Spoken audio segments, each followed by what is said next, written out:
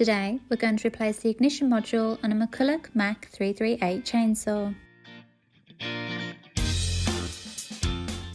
Firstly, remove the top cover using a flat screwdriver and remove the 3 screws.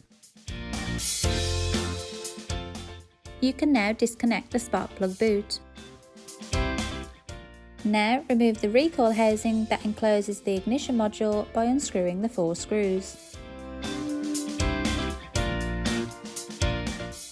Disconnect the live wire. Now start to unscrew the first screw that secures the neutral wire using a 4mm Allen key. Then unscrew the second screw, releasing the ignition module. Then, to disconnect the cable, remove the bracket holding it in place.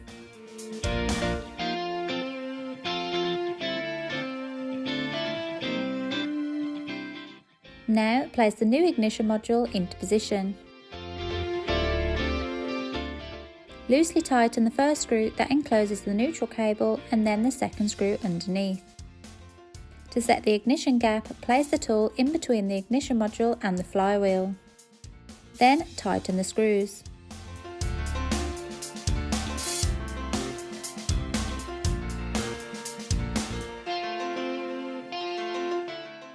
Place the live cable back to the module. Secure the cable back, fixing with the bracket. Place the spark plug boot back. Now secure the recoil housing.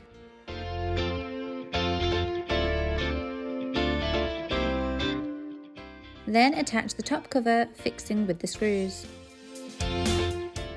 That's how you replace the ignition module on a McCulloch Mac 338 chainsaw.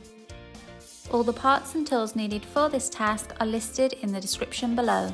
Please like, share and subscribe if you found this video helpful.